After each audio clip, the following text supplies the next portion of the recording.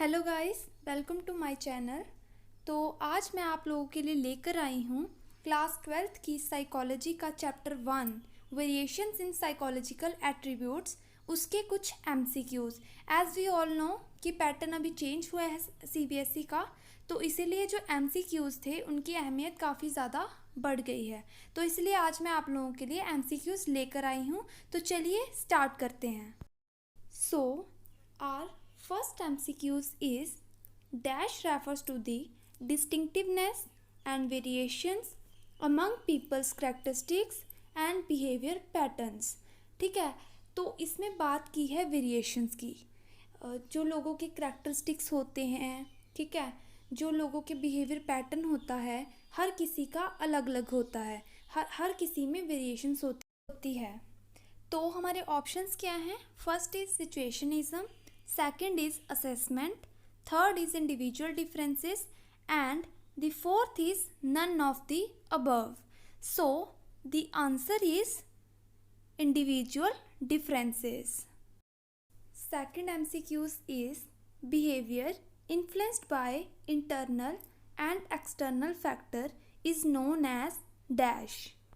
इसका मतलब है कि जब हमारा बिहेवियर इंटरनल या फिर एक्सटर्नल फैक्टर के द्वारा इन्फ्लुएंस्ड हो तो उसे हम क्या बोलेंगे। ठीक है, तो जो हमारे ऑप्शंस हैं वो कुछ इस प्रकार हैं। पहला है एप्टीट्यूड, दूसरा है वैल्यूज़, तीसरा है पर्सनैलिटी और चौथा है situationism. So the right answer is situationism. हमारा तीसरा क्वेश्चन है, who was the first psychologist to work on intelligence. मतलब कि सबसे पहला साइकोलॉजिस्ट कौन था जिसने इंटेलिजेंस पर काम किया था। हमारे ऑप्शंस हैं Howard Gardner, Charles Spearman, Robert Sternberg, Alfred Binet. So the right answer is Alfred Binet. इन्होंने हमें यूनी और वन फैक्टर थ्योरी दी है। हमारा नेक्स्ट क्वेश्चन है, the notion of which intelligence implies that intelligence is the product of culture। कि किस intelligence का मानना है कि जो इंटेलिजेंस है वो प्रोडक्ट है कल्चर का। तो हमारे ऑप्शंस हैं componential intelligence, intrapersonal intelligence, contextual intelligence और एक्सपेरिमेंशियल इंटेलिजेंस। सो इसका आंसर है contextual intelligence. Our next question is, Howard Gardner is notable for which of the following.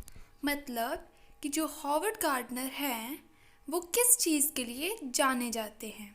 हमारे ऑप्शंस हैं writing the bell curve, PASS model of intelligence, research on multiple intelligence और all of the above. So इसका answer क्या होगा? Research on multiple intelligence. As we all know, हमने पढ़ा है first chapter में कि मल्टीपल इंटेलिजेंस किसने दी थी? हॉवर्ड गार्डनर ने दी थी, जिसमें उन्होंने 8 डिफरेंट टाइप्स की इंटेलिजेंस बताई थी।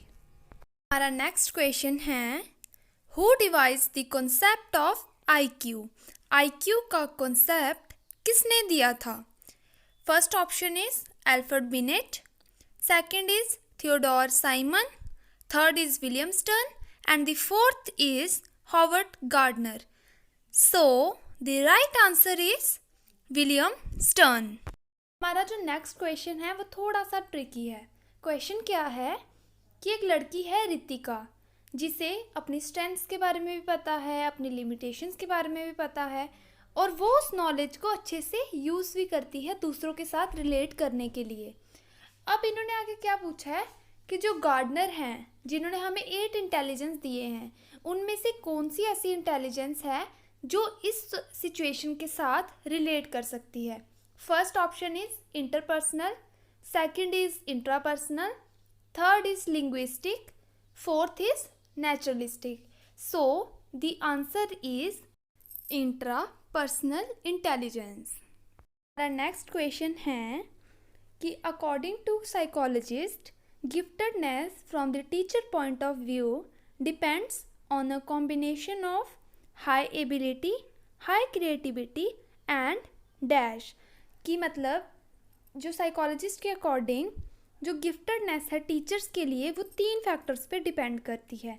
पहला है high ability, second is high creativity and हमें हम बताना है कि जो थर्ड फैक्टर है वो कौन सा है। हाई एप्टीट्यूड है, हाई वैल्यूज़ है, हाई कमिटमेंट है, फिर हाई बिलीव्स है। तो इसका आंसर क्या होगा? इसका आंसर होगा हाई कमिटमेंट। अब हमारा नेक्स्ट क्वेश्चन है कि एक लड़की है जिसका नाम है प्रिया, जो अपने काम में कमिटमेंट भी शो करती है, परसिस्टेंस शो करती है, पेशेंस शो करती है और इससे हमें पता चल रहा है कि उसका जो बिहेवियर है काफ़ी ज़्यादा गोल ओरिएंटेड है। अब इन्होंने आगे हमसे पूछा क्या है? इन्होंने हमसे पूछा है कि ये जो हमने कैरेक्टरिस्टिक्स की बात की, कमिटमेंट, परसिस्टेंस, पेशेंस, ये इंटीग्रल इंटेलिजेंस के किसी फैक्टर पे फोकस करते हैं, ठीक है, और हमें बताना है कि कौन से फैक्टर पे फोकस करते हैं, ठीक है। अब ऑप्शन देख लेते हैं। ऑप्शन है cognitive capacity, entrepreneur competence, emotional competence और सोशल कॉम्पिटेंस। तो इसका आंसर सीधा सीधा सामने दिख रहा है, एंटरप्रेन्योर कॉम्पिटेंस। हमारा नेक्स्ट क्वेश्चन है the national library of educational and psychological test at the National Council of Educational Research and Training has documented which test? Options है इंडियन टेस्ट, बी है अमेरिकन टेस्ट, सी है both A and B and the D option is none of the above. So इसका आंसर होगा Indian test. हमारा next question है dash is used to express emotional intelligence. Options हैं IQ, EQ, CQ और none of the above. तो इसका आंसर होगा EQ। अगर इमोशनल इंटेलिजेंस की बात की है तो EQ आएगा और अगर इंटेलिजेंस की बात की है क्वेश्चन में तो IQ आएगा। Our next question is which one of Robert Sternberg's type of intelligence is also known as business sense. मतलब कि जो रॉबर्ट स्टर्नबर्ग ने हमें इंटेलिजेंस की टाइप्स बताई थी उनमें से कौन सी ऐसी टाइप है जिसे बिजनेस सेंस भी कहा जाता है। हमारे ऑप्शंस हैं कंपोनेंशियल, एक्सपेरिमेंशियल, कॉन्टेक्चुअल और ऑल ऑफ द अबव। तो इसका सही आंसर है कॉन्टेक्चुअल इंटेलिजेंस। हमारा नेक्स्ट क्वेश्चन है dash takes place when you perceive the relationship among various concepts and integrate them into a meaningful pattern for comprehension। इसके options हैं successive processing, B is simultaneous processing, C is both A and B and D is none of the above. तो इसका answer है simultaneous processing. हमारा next question है CAS stands for, first option is componential assessment system, second is creativity activity system, third is cognitive assessment system, fourth is cognitive activity system। so इसका answer रहेगा cognitive assessment system। next question is according to dash intelligence is the ability to adapt, to shape and select environment to accomplish one's goals and those of one's society and culture। इसके options हैं Howard Gardner, Robert Sternberg, JP Das, JP Guilford. तो इसका answer है Robert Sternberg. Question is ASVAB stands for, option A is Armed Service Vocational Aptitude Test, B is Activity Social Vocational Aptitude Test, C is Attention Successive Vocational Aptitude Test or none of the above। Answer is Armed Service Vocational Aptitude Test। Question number 17 is who attempted to standardize Binet scale into Urdu and Punjabi। Option A is C.H. Rice, B is S.M. Mohsin, C is Mahalanobis, D is Terman. So the right answer is C.H. Rice. Next question is J.P. Guilford proposed the dash. A is hierarchical model of intelligence, B is unifactor theory, C is structure of intellect model and D is two factor theory. तो इसका आंसर होगा structure of intellect model. Question is Guilford's model of intelligence include how many cells? A is 120 cells, B is 130 cells, C is 180 cells and D is 100 cells. As we all know that the option C is correct, which is 180 cells. Next question is IQ is calculated as option A is MA upon CA into 100, B is CA upon MA into 100, C is 100 upon CA into 100 or D is MA upon 100 into CA. So the correct option is option A, which is MA upon CA into 100. Question is terms referring to remarkable ability in a specific field is called dash. Option A is giftedness, B is intellectual superior, C is talent and D is intelligent. So the option C is correct, which is talent.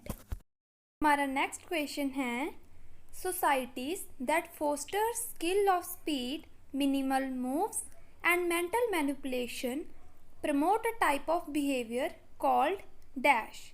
इसके options हैं integral intelligence, technological intelligence, emotional intelligence और linguistic intelligence.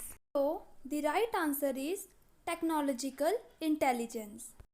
Guys हमारा next question है according to the Sternberg's theory experiential intelligence comprises of dash.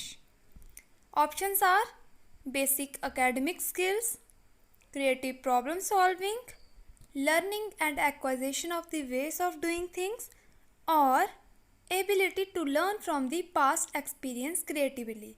So the answer is part D, ability to learn from the past experience creatively. Question is case study is a method in which a person provides factual information about himself and opinions beliefs that he or she holds. तो हमें बताना है कि ये सही है कि गलत. तो ये स्टेटमेंट बिल्कुल गलत है कि केस स्टडी एक इन डेप्थ स्टडी होती है एक पर्टिकुलर केस की, ना कि केस स्टडी एक फैक्चुअल इन्फॉर्मेशन होती है जो कि एक पर्सन प्रोवाइड करता है. ये जो फैक्चुअल इन्फॉर्मेशन अगर एक पर्सन प्रोवाइड कर रहा है तो उसे हम सेल्फ रिपोर्ट का नाम देते हैं, ना कि केस स्टडी का. सो हमारा अगला क्वेश्चन है according to Alfred Binet unifactor theory of intelligence consist of one similar set of abilities present in an individual. तो हमें बताना है कि ये सही है या गलत. तो ये स्टेटमेंट बिल्कुल सही है. तो यहाँ पे हमारी वीडियो होती है ख़त्म. अगर आपको वीडियो अच्छी लगी हो तो प्लीज़ लाइक करना ना भूलें, वीडियो को ज़्यादा से ज़्यादा शेयर करें एंड मेरे चैनल को सब्सक्राइब करें और अपना एक्सपीरियंस मेरे साथ शेयर करें कमेंट्स में. Thank you.